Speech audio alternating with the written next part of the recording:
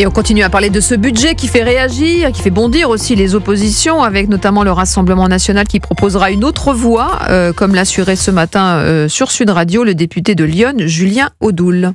Le Rassemblement national proposera une autre voie, comme il le fait chaque année, proposera un contre-budget dans les débats budgétaires, avec des pistes d'économie extrêmement claires, avec des orientations sociales, avec une réduction du train de vie de l'État, avec la suppression de tous les comités Théodule, de toutes les agences inutiles, que ce soit l'ADEME, que ce soit le CESE, que ce soit le service public de l'audiovisuel qui nous coûte un pognon de dingue pour nous dire qu'on est raciste. Il y a énormément d'argent à récupérer que les Français ne supportent plus de payer. Voilà, le Uno et le contre-Uno, je voulais dire la contre-proposition du Rassemblement national, avec en plus limitation et lutte contre l'immigration. Voilà, c'est des pistes. Au moins, ils ont le mérite de proposer d'autres choses. Oui, mais quand on est une opposition, on n'est pas seulement une opposition critique.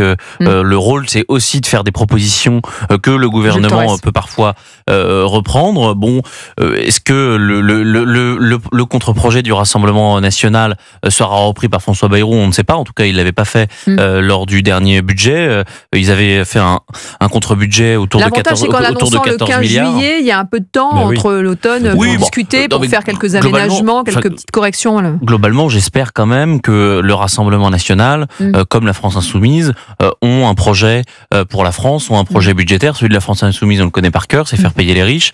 Celui du Rassemblement national, c'est plus diffus. C'est sur le budget de l'État, le train de vie de l'État. Je vous l'ai dit, la contribution française à l'Union européenne. La suppression de ces agences. On attendait aussi des annonces. Oui, les agences. François Bayrou, d'ailleurs, a donné aussi là aussi un gage, si je puis dire, au Rassemblement national de le critiquer, puisqu'ils vous ont promis, les ministres, et Mme Montchalin l'avait fait, de supprimer un tiers de ces agences. Il n'a ni donné ni méthode, ni chiffrage, ni aucun nom, alors que moi j'en ai un, par exemple le Conseil national du bruit.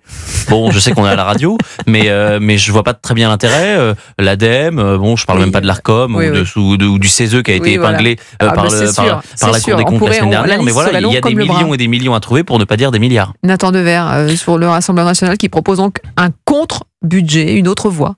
En effet, le fait que François Bayrou ait adopté ce calendrier, donc qu'il commence à parler du budget longtemps en avance.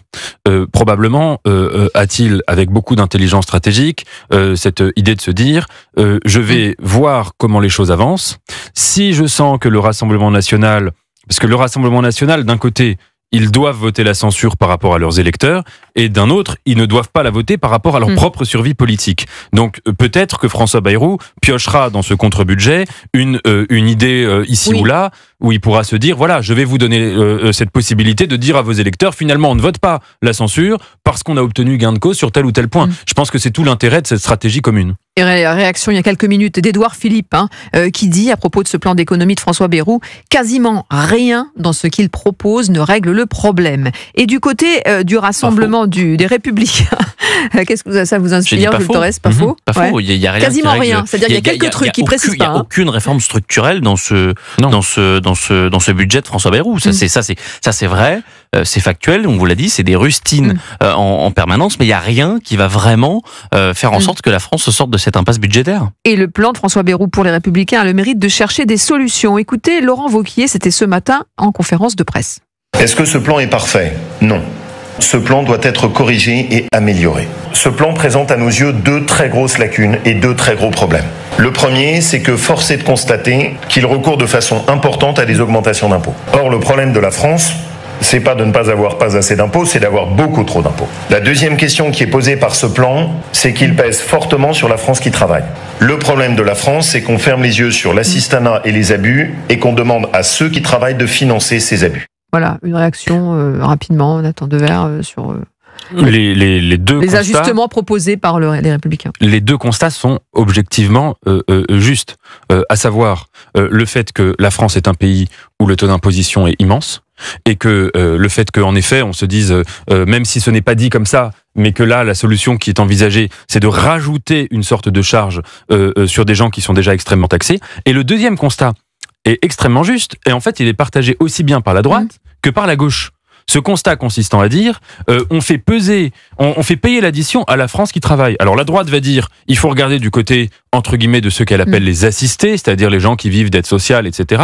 La gauche va dire, il faut regarder du côté du capital. Mais dans les deux cas, il est vrai que la France qui travaille a une pression économique, fiscale, de taxation et une pression, entre guillemets, morale, qui est immense. Et ça m'intéresse de voir que la droite et la gauche, malgré tout ce qui les oppose, se réunissent sur ce constat qui correspond à une réalité sociologique évidente. Et on y reviendra évidemment largement ce soir avec Pierre de Villeneuve dans Europe 1 Soir.